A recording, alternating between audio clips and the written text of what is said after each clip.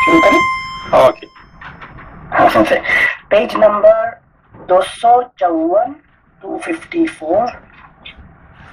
अब पेज 253 का लास्ट श्लोक से चालू करें। श्लोक नंबर 17। बेटा, तुम्हें भयंकर राक्षसों, क्रूर कर्मा पिशाचों तथा, नेक्स्ट पेज 254, तथा समस्त मांस भक्षी जंतुओं से कभी भय न हो। वन में जो मेढक या बानर, बिच्छू, कभी भय ना हो मतलब अभय, क्योंकि इफ यू शो अभय, ये हार्ट है कि नहीं, आपका हार्ट में अभय होगा तो सामने वाला जीव भी आपको अभय दान करेगा, ठीक है ना। हाँ ठीक है। आप अभय देंगे पशु पक्षी को तो पशु पक्षी भी आपको अभय देंगे, ठीक है ना। अच्छा, थैंक यू सेंसे। जैसे कल कौन बोल रहा है? मनीला जी होते हैं। अच्छा, प्रणाम सेंसे। प्रणाम प्रणाम प्रणाम प्रणाम।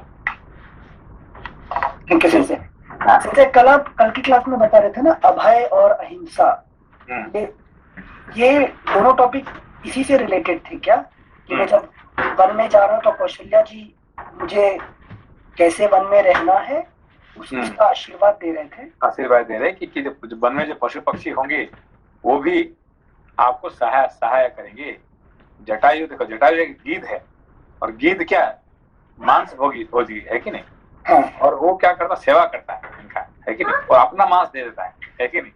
हाँ। दूसरे का मांस क्या खाएगा, वो अपना मांस दे देता है कि नहीं। हाँ सेंसे, थैंक यू सेंसे। श्लोक संख्या 18। वन में जो मेढक या वानर, बिच्छू, डांस, मच्छर, पर्वतीय सर्प और कीड़े होते हैं, वे उस गहन वन में तुम्हारे लिए हिंसक न हो। पुत्र, बड़े बड़े हाथी, सिंह, व्याघ्र, रीछ, दाढ़ वाले अन्य जीव तथा विशाल सींग वाले भयंकर भैंसे वन में तुमसे द्रोह न करें। वत्स, इनके सिवा जो सभी जातियों में नर मांस भक्षी भयंकर प्राणी है, वे मेरे द्वारा यहाँ पूजित होकर वन में तुम्हारी हिंसा न करें। मेरे द्वारा पूजित होगे मतलब मैं उनका पूजा करूंगा कि वो आपको, मतलब अपना जो हार्ट होता है, चित्त होता है कि नहीं, ये सबको रेस्पेक्ट करे तो वो भी आपको रेस्पेक्ट करेंगे। अच्छा, जैसे यहाँ जो मैं बोल रहा हूँ वो कौशल्या रूप में मेरे चित्त को बता रहे हैं। हाँ, अपना चित्त कह रहा है, ठीक है ना। अच्छा अच्छा, थैंक यू। श्लोक संख्या 21। बेटा राम, सभी मार्ग तुम्हारे लिए मंगलकारी हों, तुम्हारे पराक्रम सफल हों तथा तुम्हें सब संपत्तियां प्राप्त होती रहें। तुम सकुशल यात्रा करो। तुम्हें आकाशचारी प्राणियों से, भूतल के जीव जंतुओं से, समस्त देवताओं से तथा जो तुम्हारे शत्रु हैं उनसे भी सदा कल्याण प्राप्त होता रहे। श्री राम, शुक्र, सोम, सूर्य, कुबेर तथा यम। श्री राम, शुक्र, सोम, सूर्य, कुबेर तथा यम, ये मुझसे पूजित हो दंडकारण्य में निवास करते समय सदा तुम्हारी रक्षा करें। रघुनंदन, स्नान और आचमन के समय अग्नि, वायु, धूम तथा ऋषियों के मुख से निकले हुए मंत्र तुम्हारी रक्षा करें। समस्त लोकों के स्वामी ब्रह्मा, जगत के कारण भूत परब्रह्म ऋषिगण तथा उनके अतिरिक्त जो देवता हैं, वे सब के सब वनवास के समय तुम्हारी रक्षा करें।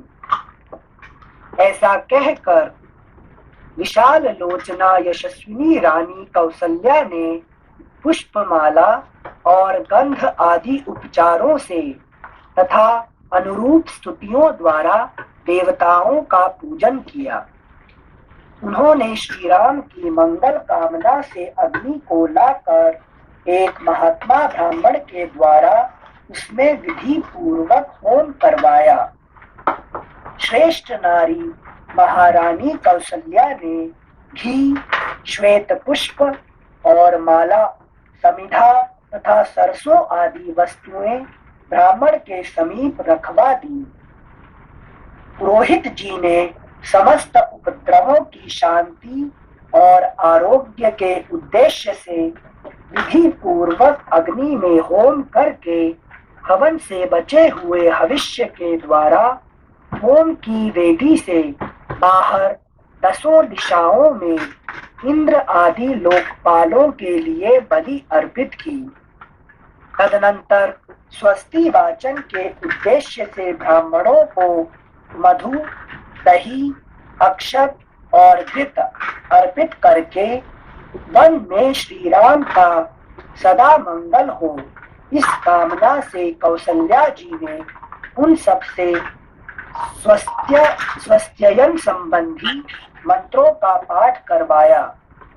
स्वस्त्ययन स्वस्ति वाचन के लिए होना है। स्वस्त्ययन श्लोक संख्या 31। इसके बाद यशस्विनी श्री राम माता ने उन विप्रवर पुरोहित जी को उनकी इच्छा के अनुसार दक्षिणा दी और श्री रघुनाथ जी से इस प्रकार कहा, वृत्रासुर का नाश करने के निमित्त सर्वदेव वंदित सहस्र नेत्रधारी इंद्र को जो मंगलमय आशीर्वाद प्राप्त हुआ था, वही मंगल तुम्हारे लिए भी हो। पूर्व काल में विनता देवी ने अमृत लाने की इच्छा वाले अपने पुत्र गरुड़ के लिए जो मंगल कृत्य किया था, वही मंगल तुम्हें भी प्राप्त हो। अमृत की उत्पत्ति और मैं ये बात जो गरुड़ जी गए थे विनता को मुक्त कराने के लिए, क्योंकि अपना माँ को मुक्त कराने के लिए, लेकिन वो अमृत लाने के लिए गए थे, जो कि संभव नहीं है। लेकिन एक पक्षी के द्वारा इंद्र से अमृत लाना ये कोई साधारण बात नहीं है, और ये उनका आशीर्वाद से उनको ये प्राप्ति हुआ था। अच्छा। मतलब ऐसे ही वन में जाकर आपको कष्ट से निवारण हेतु जाके 14 साल ऐसे ही आप वापस आ सकते हैं, टाइम पे आ सकते हैं। श्लोक संख्या 33। पूर्व काल में विनता देवी ने अमृत लाने की इच्छा वाले अपने पुत्र गरुड़ के लिए जो मंगल कृत्य किया था, वही मंगल तुम्हें भी प्राप्त हो। अमृत की उत्पत्ति के समय दैत्यों का संहार करने वाले वज्रधारी इंद्र के लिए माता अदिति ने जो मंगलमय आशीर्वाद दिया था, नेक्स्ट पेज 255, जो मंगलमय आशीर्वाद दिया था, वही मंगल तुम्हारे लिए भी सुलभ हो। श्री राम 3 पगों को बढ़ाते हुए अनुपम तेजस्वी भगवान विष्णु के लिए जो मंगलाशंसा।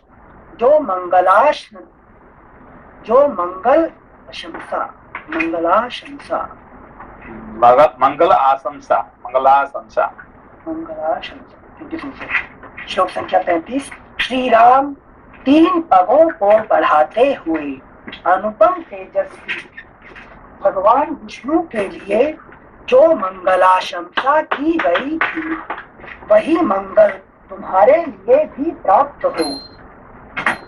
महाबाहो, ऋषि, समुद्र, द्वीप, वेद, समस्त लोक और दिशाएं तुम्हें मंगल प्रदान करें। तुम्हारा सदा शुभ मंगल हो। इस प्रकार आशीर्वाद देकर विशाल लोचना भामिनी कौशल्या ने पुत्र के मस्तक पर अक्षत रखकर चंदन और रोली लगाई तथा सब मनोरथों को सिद्ध करने वाली विशल्यकरणी नामक शुभ औषधि लेकर रक्षा के उद्देश्य से मंत्र पढ़ते हुए उसको श्री राम के हाथ में बांध दिया। फिर उसमें उत्कर्ष लाने के लिए मंत्र का जाप भी किया। तदनंतर दुख के अधीन हुई कौसल्या ने ऊपर से प्रसन्न सी होकर मंत्रों का स्पष्ट उच्चारण भी किया।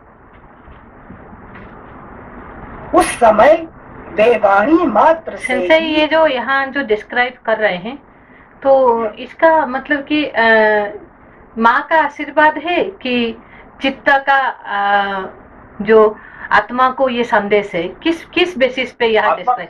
ज्ञान और विवेक है कि नहीं, विवेक को कोई भी काम करने के लिए चित्त का है कि नहीं असिस्टेंस उसका जरूरी है।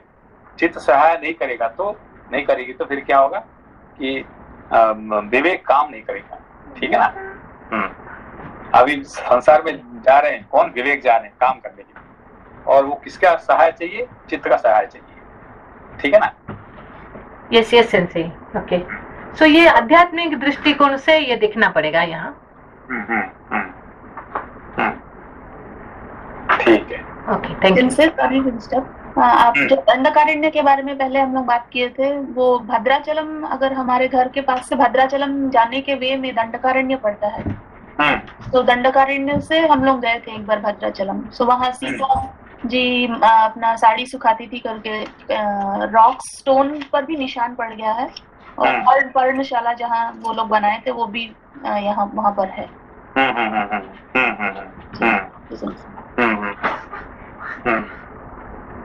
ठीक है।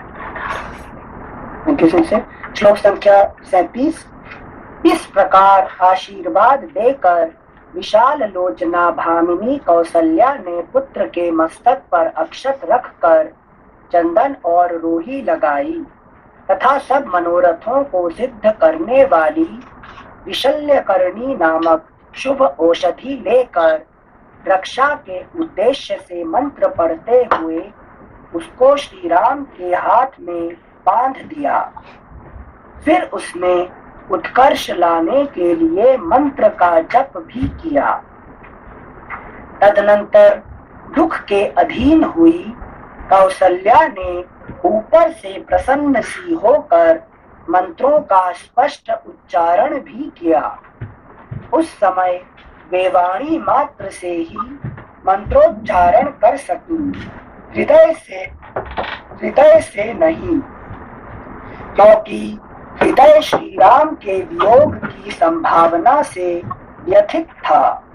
इसीलिए वे खेद से गदगद लड़खड़ाती हुई वाणी से मंत्र बोल रही थी।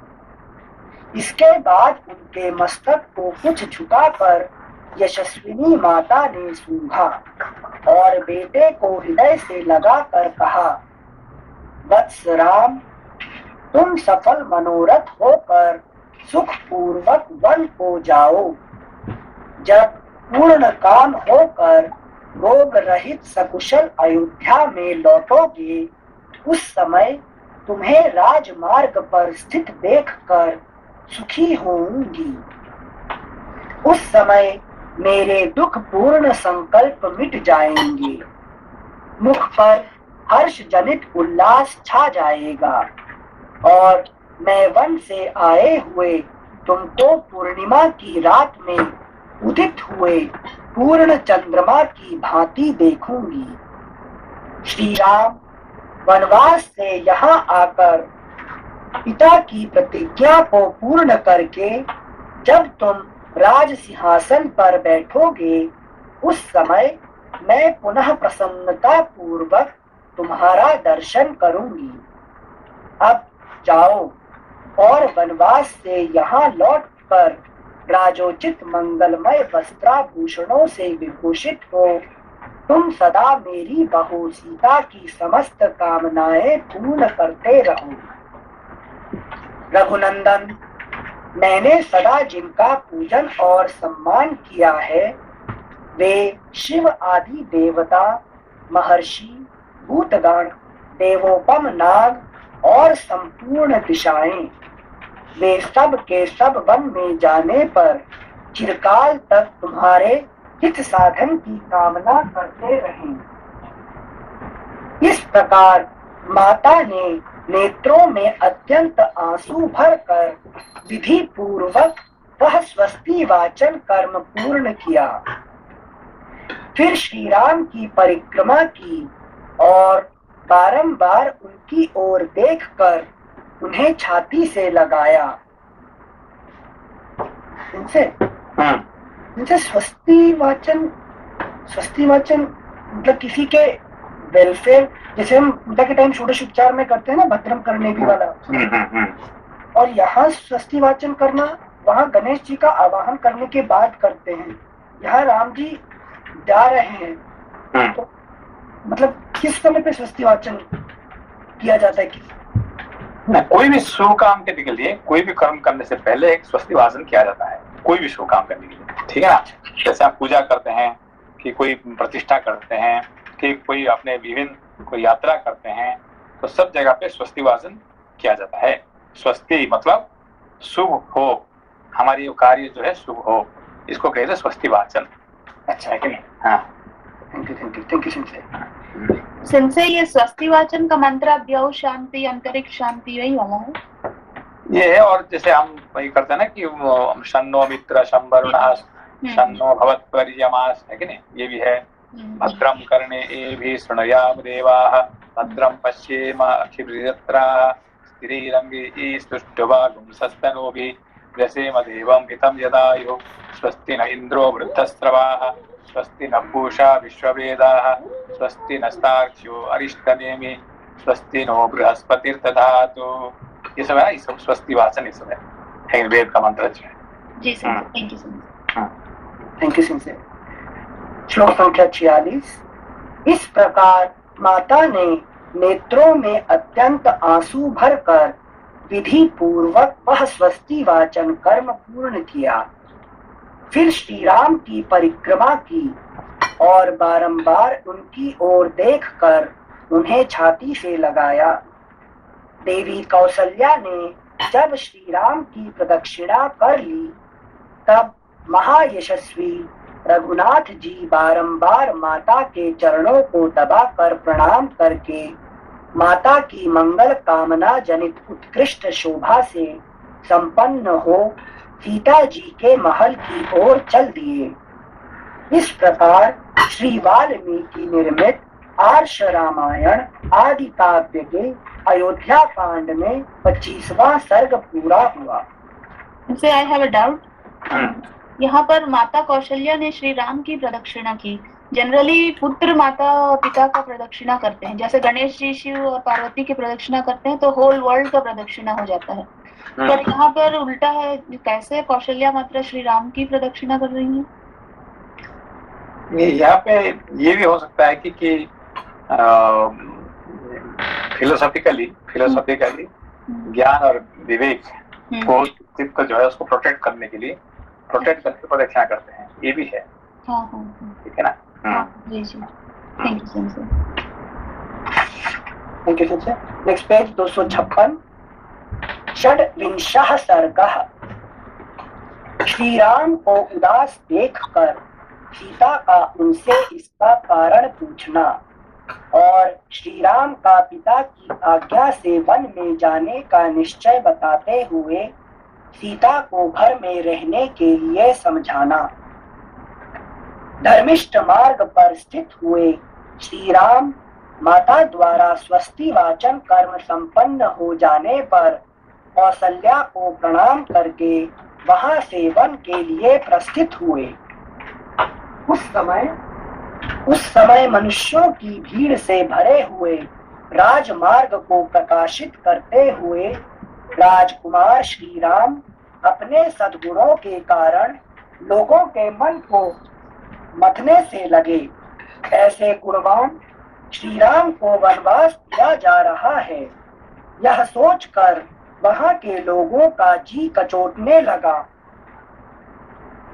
तपस्विनी विदेह नंदिनी सीता ने अभी तक वह सारा हाल नहीं सुना था। उनके हृदय में यही बात समाई हुई थी कि मेरे पति का युवराज पद पर अभिषेक हो रहा होगा। सेंसे यहाँ एक विदेह राजकुमारी सीता सामयिक कर्तव्यों तथा राजधर्मों को जानती थी। सेंसे यहाँ एक प्रश्न है, ये जो बोल रहे हैं कि मतलब गुणवान राम, तो ये जो टॉपिक, ये जो श्लोक अभी आ रहा है, तो इसका मीनिंग ये है कि सेंसे मतलब कि सब जानबूझ के ये वाला मतलब कि ये रचा जा रहा है कि जो पूरा एपिसोड मैंने 25 चैप्टर से देख रही हूँ ना, ये राम का खुद का अपना क्रिएशन है। Which one is sense here? जो भी कुछ संसार में हो रहा है हमारी जिंदगी में, ये सब अपना ही क्रिएशन है। कोई हमारे लिए कोई करता नहीं है। जो भी कुछ हो रहा है अपना जिंदगी में, सब किसने किया है? ये सब है कि नहीं? ये सब आपने खुद ने ही बनाई हुई है कि नहीं? कोई हमारे लिए कर रहा वो नहीं है कि नहीं? हम हमारे लिए कोई करवाता वो नहीं है। सब चीज हम खुद ही करते हैं जिंदगी में, ठीक है ना? It's all our own creation. Okay okay, thank you. श्लोक संख्या 3। तपस्विनी विदेह नंदिनी सीता ने अभी तक वह सारा हाल नहीं सुना था। उनके हृदय में यही बात समाई हुई थी कि मेरे पति का युवराज पद पर अभिषेक हो रहा होगा। विदेह राजकुमारी सीता सामयिक कर्तव्यों तथा राजधर्मों को जानती थी, अतः देवताओं की पूजा करके प्रसन्न चित्त से श्री राम के आगमन की प्रतीक्षा कर रही थी। इतने में ही श्री राम ने अपने भली भांति सजे सजाए अंतःपुर में, जो प्रसन्न मनुष्यों से भरा हुआ था, प्रवेश किया। उस समय लज्जा से उनका मुख कुछ नीचा हो रहा था। सीता उन्हें देखते ही आसन से उठकर खड़ी हो गई। उनकी अवस्था देखकर कांपने लगी और चिंता से व्याकुल इंद्रियों वाले अपने उन शोक संतप्त पति को निहारने लगी।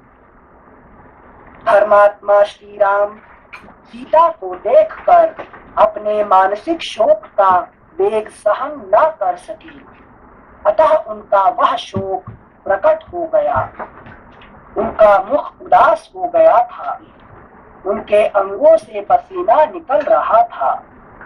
वे अपने शोक को दबाए रखने में असमर्थ हो गए थे। उन्हें इस अवस्था में देखकर सीता दुख से संतप्त हो उठी और बोली, प्रभो, इस समय यह आपकी कैसी दशा है? रघुनंदन, आज बृहस्पति देवता संबंधी मंगलमय पुष्य नक्षत्र है, जो अभिषेक के योग्य है। उसकी पुष्य नक्षत्र के योग में विद्वान ब्राह्मणों ने आपका अभिषेक बताया है। ऐसे समय में जबकि आपको प्रसन्न होना चाहिए था, आपका मन इतना उदास क्यों है?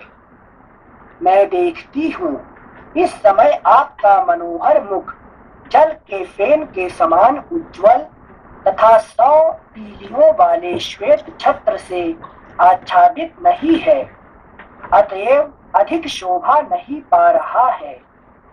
कमल जैसे सुंदर नेत्र धारण करने वाले आपके इस मुख पर चंद्रमा और हंस के समान श्वेत वर्ण वाले 2 श्रेष्ठ चवरों द्वारा हवा नहीं की जा रही है।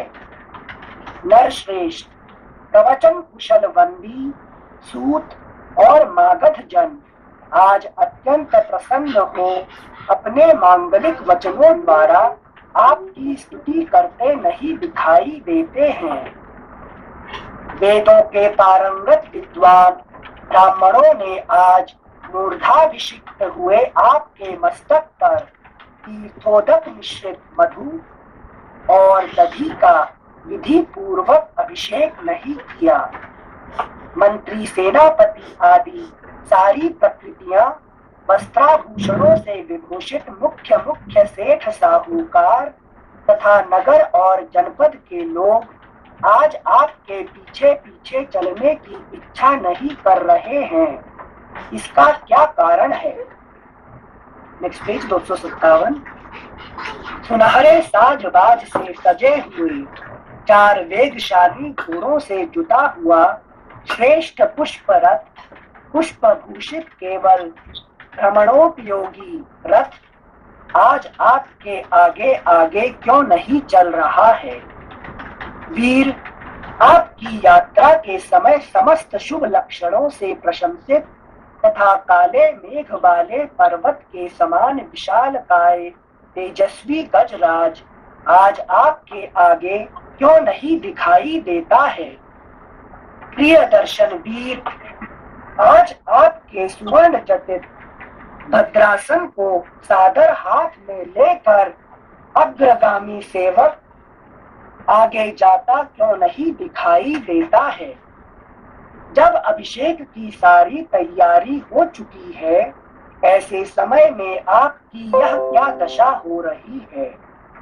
आपके मुख की कांति उड़ गई है, ऐसा पहले कभी नहीं हुआ था। आपके चेहरे पर प्रसन्नता का कोई चिन्ह नहीं दिखाई देता है, इसका क्या कारण है? इस प्रकार विलाप करती हुई सीता से रघुनंदन श्री राम ने कहा, सीते, आज पूज्य पिताजी मुझे वन में भेज रहे हैं। महान कुल में उत्पन्न, धर्म को जानने वाली तथा धर्म परायणे जनक नंदिनी, जिस कारण यह वनवास आज मुझे प्राप्त हुआ है, वह क्रमशः बताता हूँ, सुनो। मेरे सत्य प्रतिज्ञ पिता महाराज दशरथ ने माता कैकेयी को पहले कभी 2 महान वर दिए थे। इधर जब महाराज के उद्योग से मेरे राज्याभिषेक की तैयारी होने लगी, इधर जब महाराज के उद्योग से मेरे राज्याभिषेक की तैयारी होने लगी, तब कैकेयी ने उस वरदान की प्रतिज्ञा को याद दिलाया और महाराज को धर्मतः अपने काबू में कर लिया। इनसे यहाँ महाराज के उद्योग बोल रहे हैं, मतलब ego is trying to give importance to विवेक और नॉलेज, ओनली दैट टाइम मन आके इंटरप्ट कर रहा है। याद दिला के कि तुमने ये पहले प्रॉमिस किया था। हाँ, पहले ये किया था तो अभी इसको पूरा करो, फिर बाद में है कि नहीं करो। हमेशा आप कभी भी कोई शुभ काम करने जा रहे हैं तो आपको डिस्टर्ब करने के लिए है कि नहीं, हमेशा कोई ना कोई रहता है कि नहीं। हाँ। तो बाकी जब आपने कोई गलत काम करते हैं तो कोई आपको डिस्टर्ब करने वाला नहीं है, और कोई अच्छे काम करने के टाइम पे आपको डिस्टर्ब करने वाले बहुत मिल जाएंगे, ठीक है ना। आप कहीं पार्टी में जा रहे हैं, कहीं आपको कहीं घूमने जा रहे हैं तो फिर तो सब लोग आनंद है, मगर जब कुछ शुभ काम करने जा रहे हैं तो पूजा में जा रहे हैं तो कोई शास्त्र में पढ़ रहे हैं तो फिर आपको डिस्टर्ब करने लोग बहुत आ जाएंगे, है कि नहीं। ये हमेशा ये होता रहेगा। क्यों? तब ही आपको ये जब उसको क्या कि सत्व में जो अहंकार जाता है तब क्या होता है कि ये सब डिस्टर्बेंस शुरू हो जाता है हमेशा, है कि नहीं। पहले भी हुआ था, अभी भी हो रहा है और आगे भी होगा, है कि ऐसा नहीं कि आगे नहीं होगा, आगे भी होगा, है कि नहीं। तो मतलब इसका कुछ शांति रूपी निवारण नहीं है, मतलब तपस होगी ही होगी नहीं, उससे आपको ये इसको इससे आप पार पा जाएंगे तो ये आपका तपस्या पूरा हो गया। इससे आप पार नहीं पाएंगे तो फिर आपका तपस्या भंग हो गया, है कि नहीं। आपको ये जो कहता है ना, इंद्र आते हैं तपस्या भंग करने के लिए, इंद्र भेजते हैं, ये यही इंद्र का भेजी हुई है कि नहीं। ये आपको कोई अप्सरा आ जाएगा, ना कोई गंधर्व आ जाएगा, ना तो कोई पैसा वाला आ जाएगा, ना तो कुछ ना कुछ आके आपका ये भंग हो जाएगा, है कि नहीं। इससे आप पार हो जाएंगे तो मतलब यू आर सक्सेसफुल, ठीक है ना। ये आगे भी ऐसा पहले भी हुआ था, अभी भी हो रहा है और आगे भी होगा, है कि ऐसा नहीं आगे नहीं होना, आगे भी ऐसे ही होगा। तो इससे कैसे पार पाएंगे ये आपका देखने लायक है, ठीक है ना। हाँ ठीक है। मतलब सरप्राइजिंगली सिंपल 24 घंटे में 23 घंटे सब चीज में लगा दो, लेकिन 1 घंटे जब ये पुस्तक पकड़ते हो तभी सारे चीज आके। हाँ, यही इसी को कहते हैं इंद्र आके क्या तपस्या भंग करने का, यही तो होता है ना। अभी देखिए वही मेनका को हमेशा चिंता करते थे कौन, जब राजा थे उनका उनका क्या था, मेनका ही रंभा ही उनका चिंता था, तब मेनका रंभा तो उनको दर्शन भी देते नहीं थे, है कि नहीं? जब वो राजा थे विश्वामित्र, तब उनका मन में क्या था, अरे मैं जिंदगी में कब मुझे दर्शन मिल जाए, दर्शन बाकी तो छोड़ो, है कि उनका दर्शन मिल जाए तो बहुत बड़ी बात है कि नहीं? तो उनको दर्शन देते थे क्या? मगर जब हमें याद है हम जब सत्संग करते थे, है कि नहीं, हम जब शास्त्र पढ़ते थे तब हमारे यहाँ पे शास्त्र देखने के लिए कौन आती थी? एक्ट्रेस रेखा आती थी, है कि नहीं? तो मुझे पता नहीं कौन रेखा कौन है कि नहीं? तो ये सब लोग का है ना, ये शास्त्र का नहीं, उसका पीछे देखते सब लोग पीछे, क्यों वो पीछे बैठती थी, है कि नहीं? तो मैंने उसका बाजू वाला पूछा, भाई ये क्या हो रहा है, ये सब लोग पीछे क्यों देख रहे हैं? अरे तू जानते हुए क्यों ऐसा मेरे पूछता है कि नहीं? क्या जान पीछे रेखा बैठती है ना? मैंने कहा रेखा कौन है भाई? रेखा मींस एक्ट्रेस रेखा है। वो शास्त्र पढ़ती थी। वो शास्त्र पढ़ती थी। आप मत जाओ, भी सुनो पहले। हमारे जो सत्संग में वो आती थी, क्वाइट ऑफन आती थी, है कि नहीं? मगर आती पीछे बैठेगी और 1 घंटा बैठ के वो चले जाएगी, वो तो आती थी ऐसे है कि नहीं? तो हम काफी ऐसे, तो सबका जो आंख जो है शास्त्र में नहीं है, उसको पीछे उसको देखना है, उसको, है कि नहीं? और जब सिंह से वो जब राजर्षि बन गए तो मेनका उनको भंग करने आ रही है। हाँ, है कि नहीं? तो यही होते हैं, जब आप अच्छे काम करेंगे तो ऐसे आपको भंग करने के लिए, है कि नहीं, इंद्र की भेजी हुई, है कि ये ऐसे होता है कि नहीं? सिद्धियां डिस्टर्ब करने आ जाती है। हाँ, आप देखो है कि नहीं? सिंह मतलब इस एग्जाम्पल में जो मुझे डिस्टर्ब आज कर रहा है वो मेरा हिस्ट्री में मेरा ही डिजायर है। हाँ, ये डिजायर, यही देखो, यही डिजायर जो आपका पहले था, वही डिजायर इसी समय पे आपको आएगा, है कि नहीं? जिसी को आप किसको प्यार करते थे, किसको आप चाहते थे, किसको ये करते थे, ये सब इसी टाइम पे ही आपको, कब, जब शास्त्र में पढ़ेंगे, जब आप सबसे जो अभी देखिए, फॉर एग्जाम्पल जो आप जितने पैसा चाहते थे, कोई अच्छे काम चाहते थे कि मुझे कोई ऐसे, है कि नहीं, मैजिस्ट्रेट से मेरा बात हो जाए, तो तब भी आपको टाइम देगा कितने बजे ना? ठीक इसी टाइम पे आपको टाइम देगा। एक एग्जाम्पल बताता हूँ। पिछले सैटरडे को एग्जैक्टली 8:25 पे मेरा बॉस मैसेज करता है, please come urgently to Zoom. तो मैंने लिखा, my daughter fell down, band aid apply कर रहा हूँ, आई कॉल बैक। 1 घंटे बाद कॉल किया। ऐसे नहीं, तो हमेशा कोई बात नहीं है, हमेशा आपको, है कि नहीं, मतलब यही इसी टाइम पे, शास्त्र के पढ़ने के टाइम पे, ज्ञान के टाइम पे, पूजा के टाइम पे, ऐसे टाइम पे सारे आपको सब मिल जाएगा अंदर में, है कि नहीं? है कि नहीं? अभी तो शुरुआत हुआ है और आगे आने वाला है कि नहीं? मेरे से ज्यादा इसको कौन समझेगा? सेंसे का जब भी फोन आता है तब भी मुझे मीटिंग आता है, मैं सबसे इतना बदनसीब हूँ। ठीक है। श्लोक संख्या 22। इधर जब महाराज के उद्योग से मेरे राज्याभिषेक की तैयारी होने लगी, तब कैकेयी ने उस वरदान की प्रतिज्ञा को याद दिलाया और महाराज को धर्मतः अपने काबू में कर लिया। महाराज को धर्मतः अपने काबू में कर लिया। इसके विवश होकर पिताजी ने भरत को तो युवराज के पद पर नियुक्त किया और मेरे लिए दूसरा वर स्वीकार किया, जिसके अनुसार मुझे 14 वर्षों तक दंडकारण्य में निवास करना होगा। इस समय मैं निर्जन वन में जाने के लिए प्रस्थान कर चुका हूँ। इस समय मैं निर्जन वन में जाने के लिए प्रस्थान कर चुका हूँ और तुमसे मिलने के लिए यहाँ आया हूँ। तुम भरत के समीप कभी मेरी प्रशंसा न करना, क्योंकि समृद्धिशाली पुरुष दूसरे की स्थिति नहीं सहन कर पाते हैं। इसीलिए कहता हूँ कि तुम भरत के सामने मेरे गुणों की प्रशंसा न करना। विशेषतः तुम्हें भरत के समक्ष अपनी सखियों के साथ भी बारंबार मेरी चर्चा नहीं करनी चाहिए, क्योंकि उनके मन के अनुकूल बर्ताव करके ही तुम उनके निकट रह सकती हो। सीते, राजा ने उन्हें सदा के लिए युवराज पद दे दिया है, इसलिए तुम्हें विशेष प्रयत्न पूर्वक उन्हें प्रसन्न रखना चाहिए, क्योंकि अब वे ही राजा होंगे।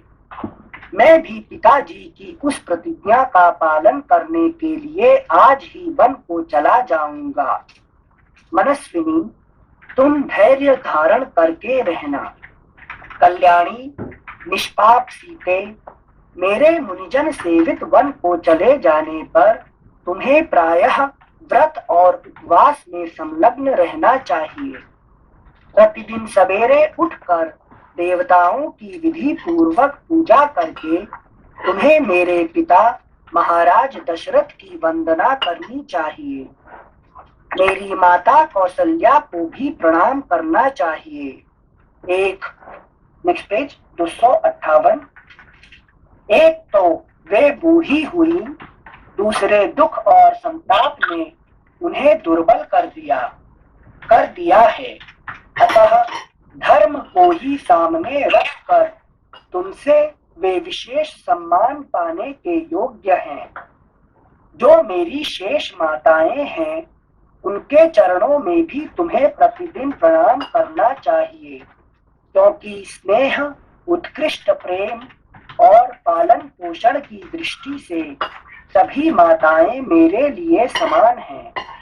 भरत और शत्रुघ्न मुझे प्राणों से भी बढ़कर प्रिय हैं, अतः तुम्हें उन दोनों को विशेषतः अपने भाई और पुत्र के समान देखना और मानना चाहिए। विदेह नंदिनी, तुम्हें भरत की इच्छा के विरुद्ध कोई काम नहीं करना चाहिए, क्योंकि इस समय वे मेरे देश और कुल के राजा हैं। अनुकूल आचरण के द्वारा आराधना और प्रयत्न पूर्वक सेवा करने पर राजा लोग प्रसन्न होते हैं, तथा विपरीत बर्ताव करने पर वे कुपित हो जाते हैं। जो अहित करने वाले हैं, वे अपने औरस पुत्र ही क्यों न हो, राजा उन्हें त्याग देते हैं, और आत्मीय न होने पर भी जो सामर्थ्यवान होते हैं, उन्हें वे अपना बना लेते हैं।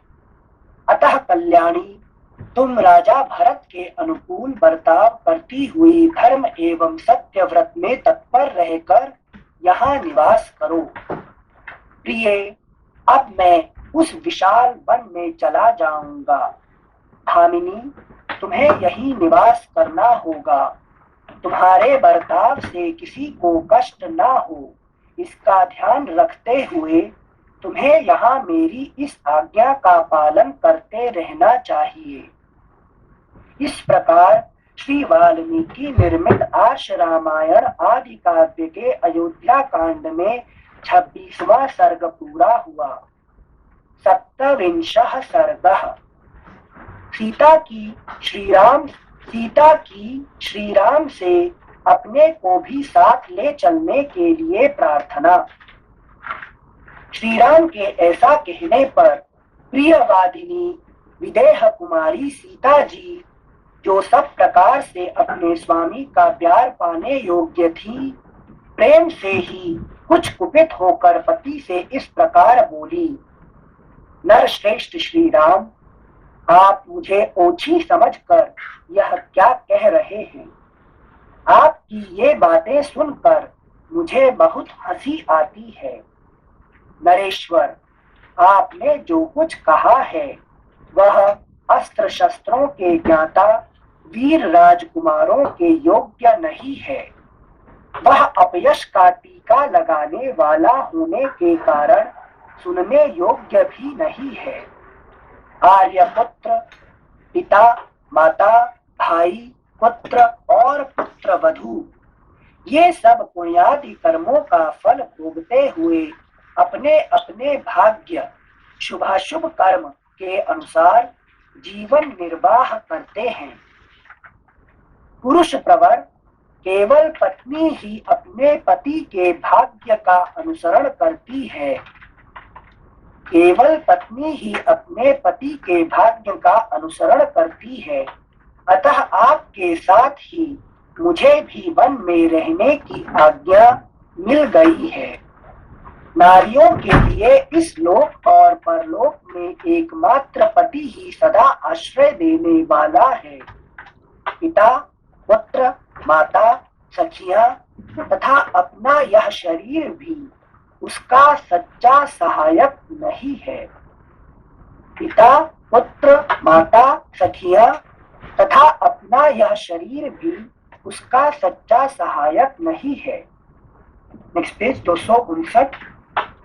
रघुनंदन, यदि आप आज ही दुर्गम वन की ओर प्रस्थान कर रहे हैं तो मैं रास्ते के कुश और कांटों को कुचलती हुई आपके आगे आगे चलूंगी। अतः वीर, आप ईर्ष्या और रोष को, ईर्ष्या फुटनोट, स्त्री होकर यह वन में जाने का साहस कैसे करती है, इस विचार से ईर्ष्या होती है। Footnote ends. आप ईर्ष्या और रोष को फुटनोट, यह मेरी बात नहीं मान रही है, यह सोचकर रोष प्रकट होता है। इन दोनों का त्याग अपेक्षित है। Footnote ends. अतः वीर, आप ईर्ष्या और रोष को दूर करके पीने से बचे हुए जल की भांति, पीने से, फुटनोट, जैसे किसी जलहीन बीहड़ पथ में लोग अपने पीने से बचे हुए पानी को साथ ले चलते हैं, उसी प्रकार मुझे भी आप साथ ले चलें। यही सीता का अनुरोध है। फुटनोटेंस। अतः वीर, आप ईर्ष्या और रोष को दूर करके पीने से बचे हुए जल की भांति मुझे निशंक होकर साथ ले चलिए। मुझ में ऐसा कोई पाप अपराध नहीं है जिसके कारण आप मुझे यहाँ त्याग दें।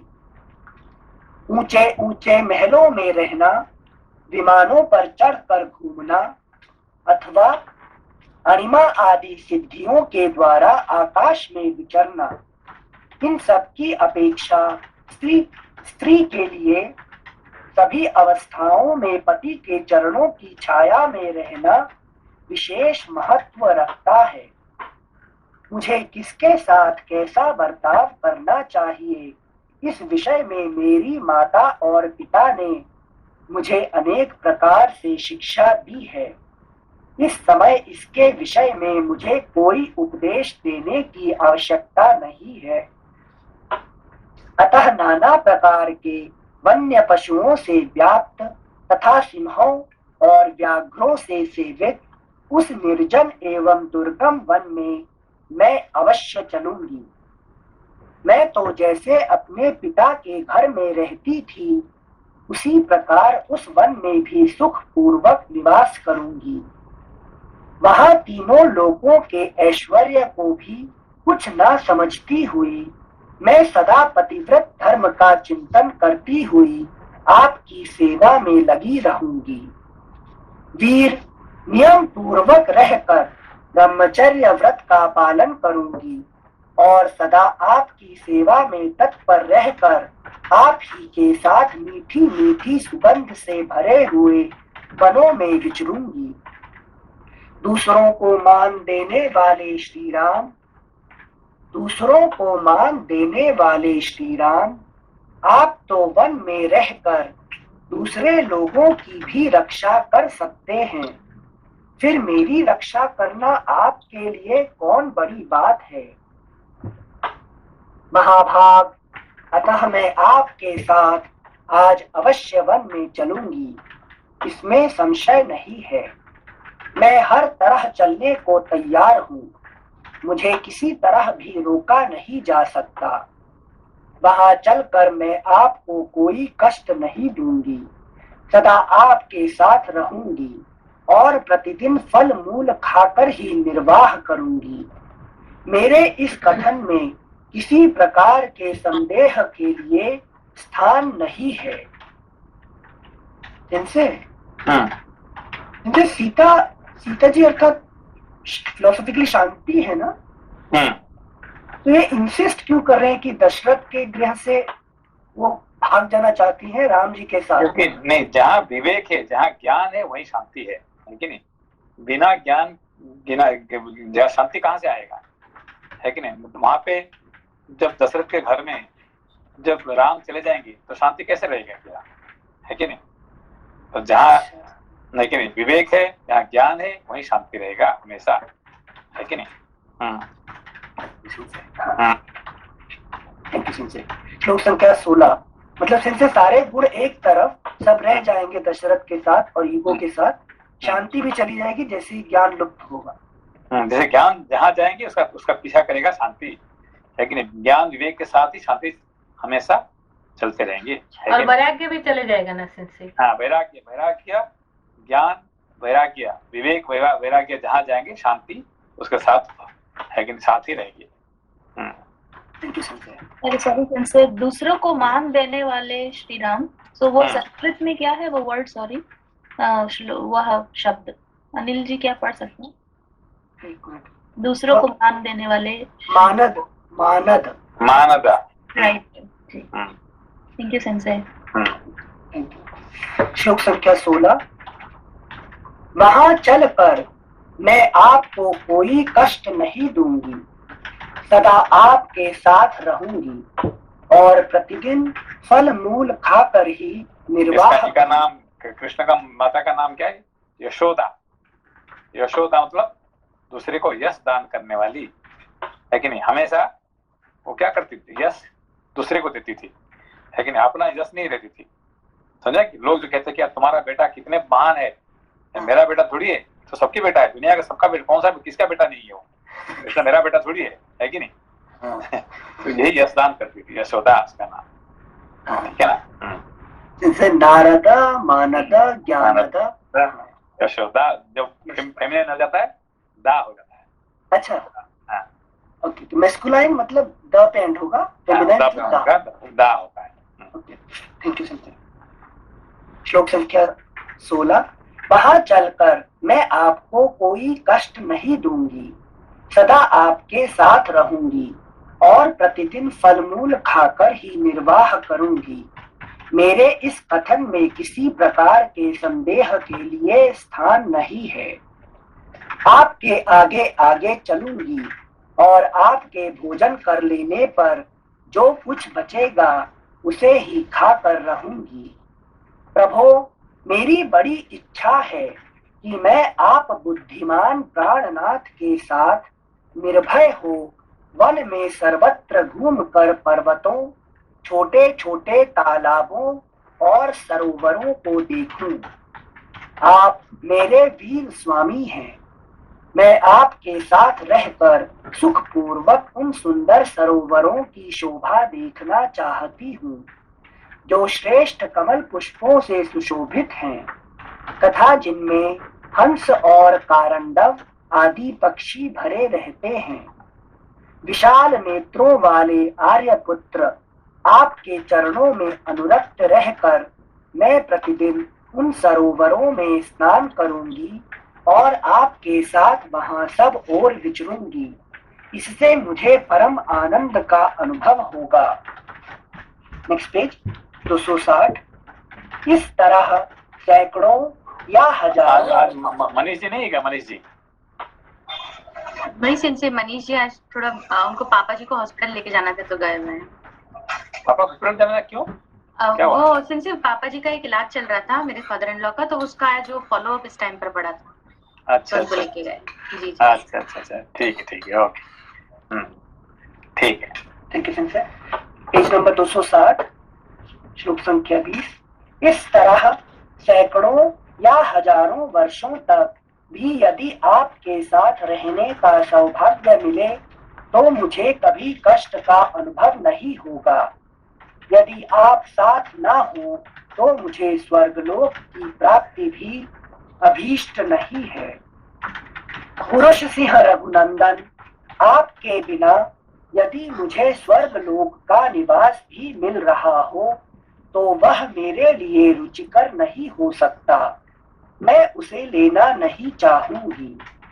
प्राणनाथ, अतः उस अत्यंत दुर्गम वन में जहाँ सहस्रों मृग, बानर और हाथी निवास करते हैं, मैं अवश्य चलूंगी और आपके ही चरणों की सेवा में रहकर आपके अनुकूल चलती हुई उस वन में उसी तरह सुख से रहूंगी जैसे पिता के घर में रहा करती थी। मेरे हृदय का संपूर्ण प्रेम एकमात्र आपको ही अर्पित है। आपके सिवा और कहीं मेरा मन नहीं जाता। यदि आपसे वियोग हुआ तो निश्चय ही मेरी मृत्यु हो जाएगी। यदि आपसे वियोग हुआ तो निश्चय ही मेरी मृत्यु हो जाएगी। शांति का मृत्यु, जब ज्ञान नहीं रहेगा, विवेक नहीं रहेगा, फिर शांति भी नहीं रहेगा, मृत्यु नहीं हो जाएगा। सिंचे जब ये यहाँ पर गए थे वाल्मीकि जी के पास रहने के लिए धोबी की वजह से, तो उस टाइम राम जी से दूर गिना जाएगा या नहीं? वो तो ज्यादा ज्ञान वाल्मीकि के पास है तो फिर, लेकिन कब ज्ञान विवेक दूर है क्या? तो राम जी से दूर चलेगा? नहीं, राम जी वही है, लेकिन जहाँ वाल्मीकि है वहाँ राम कहाँ पे? जहाँ तुलसीदास है, जहाँ वाल्मीकि है वही राम है, ठीक है ना? हमें लगा कि वहाँ शांति राम जी से दूर हो गए वाल्मीकि। नहीं, वाल्मीकि जब जहाँ पे है तो वहीं पे तो राम है ना, है कि नहीं? श्लोक संख्या 23। मेरे हृदय का संपूर्ण प्रेम एकमात्र आपको ही अर्पित है। आपके सिवा और कहीं मेरा मन नहीं जाता। यदि आपसे वियोग हुआ तो निश्चय ही मेरी मृत्यु हो जाएगी। इसलिए आप मेरी याचना सफल करें, मुझे साथ ले चलें, यही अच्छा होगा। मेरे रहने से आप पर कोई भार नहीं पड़ेगा। धर्म में अनुरक्त रहने वाली सीता के इस प्रकार प्रार्थना करने पर भी नरश्रेष्ठ श्री राम को उन्हें साथ ले जाने की इच्छा नहीं हुई। वे उन्हें वनवास के विचार से निवृत्त करने के लिए वहां के कष्टों का अनेक प्रकार से विस्तार पूर्वक वर्णन करने लगे। इस प्रकार श्री वाल्मीकि निर्मित आर्ष रामायण आदि काव्य के अयोध्या कांड में 27वां सर्ग पूरा हुआ। 28वां सर्ग श्री राम का वनवास के कष्ट का वर्णन करते हुए सीता को वहां चलने से मना करना। धर्म को जानने वाली सीता के इस प्रकार कहने पर भी धर्म वत्सल श्री राम ने वन में होने वाले दुखों को सोचकर उन्हें साथ ले जाने का विचार नहीं किया। सीता के नेत्रों में आंसू भरे हुए थे। धर्मात्मा श्री राम उन्हें वनवास के विचार से निवृत्त करने के लिए सांत्वना देते हुए इस प्रकार बोले, सीते, तुम अत्यंत उत्तम कुल में उत्पन्न हुई हो और सदा धर्म के आचरण में ही लगी रहती हो, अतः यहीं रहकर धर्म का पालन करो जिससे मेरे मन को संतोष हो।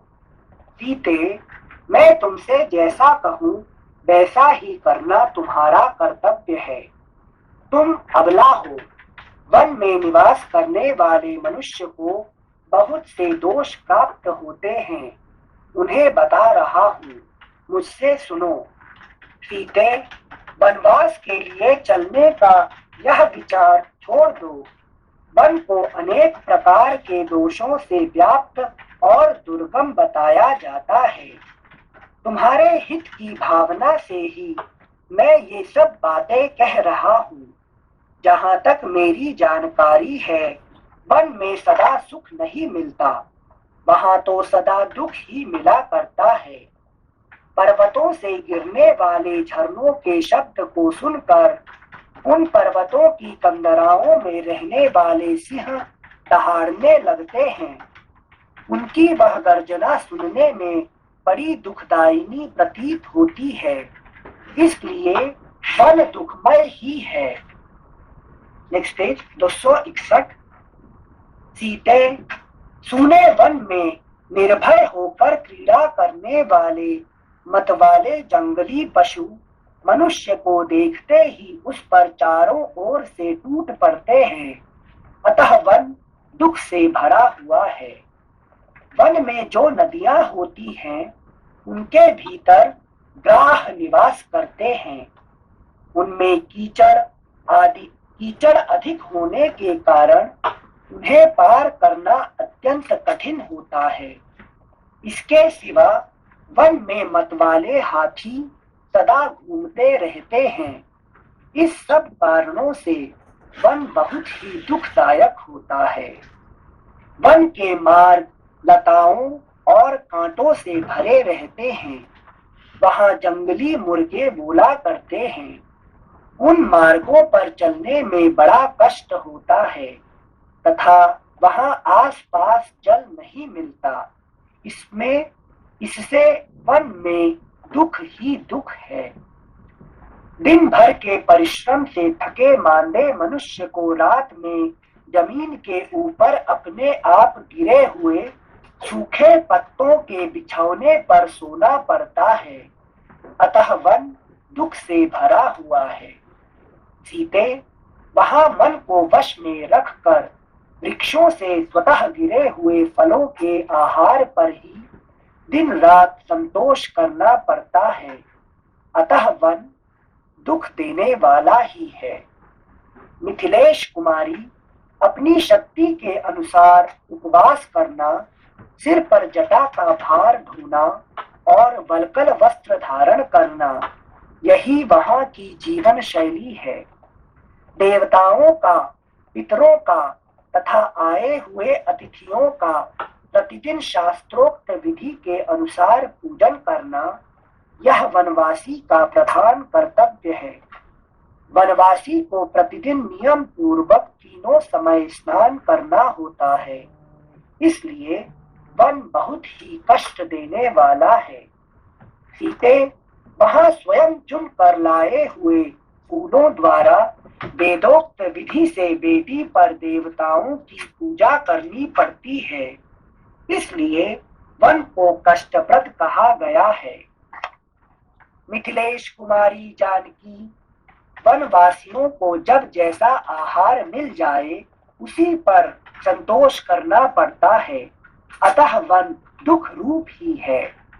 वन में प्रचंड आंधी, घोर अंधकार, प्रतिदिन भूख का कष्ट तथा और भी बड़े बड़े भय प्राप्त होते हैं, अतः वन अत्यंत कष्टप्रद है। भामिनी वहां बहुत से पहाड़ी सर्प जो अनेक प्रकार के रूप वाले होते हैं, दर्पवश बीच रास्ते में विचरते रहते हैं, अतः वन अत्यंत कष्टदायक है। जो नदियों में निवास करते और नदियों के समान ही कुटिल गति से चलते हैं, ऐसे बहुसंख्यक सर्प वन में रास्ते को घेर कर पड़े रहते हैं, इसलिए वन बहुत ही कष्टदायक है। अबले, पतंगे, बिच्छू, कीड़े, डांस और मच्छर वहां सदा कष्ट पहुंचाते रहते हैं, अतः सारा वन दुख रूप ही है। भामिनी वन में कांटेदार वृक्ष, कुश और कास होते हैं, जिनकी शाखाओं के अग्रभाग सब ओर फैले हुए होते हैं, इसलिए वन विशेष कष्टदायक होता है। वन में निवास करने वाले मनुष्य को बहुत से शारीरिक क्लेशों और नाना प्रकार के भयों का सामना करना पड़ता है। वहां क्रोध और लोभ को त्याग देना होता है, तपस्या में मन लगाना पड़ता है, और जहां भय का स्थान है वहां भी भयभीत न होने की आवश्यकता होती है। अतः वन में, नेक्स्ट पेज 262, वन में सदा दुख ही दुख है, इसलिए तुम्हारा वन में जाना ठीक नहीं है। वहां जाकर तुम सकुशल नहीं रह सकती। मैं बहुत सोच विचार कर देखता और समझता हूँ कि वन में रहना अनेक दोषों का उत्पादक बहुत ही कष्टदायक है। जब महात्मा श्री राम ने उस समय सीता को वन में ले जाने का विचार नहीं किया, तब सीता ने भी उनकी उस बात को नहीं माना।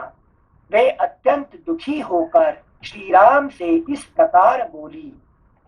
इस प्रकार श्री वाल्मीकि निर्मित आर्ष रामायण आदि काव्य के अयोध्या कांड में 28वां सर्ग पूरा हुआ। ठीक है, बस प्रणाम। आगे प्रणाम। नमस्ते सर। नमस्ते संजय। नमस्ते नमस्ते।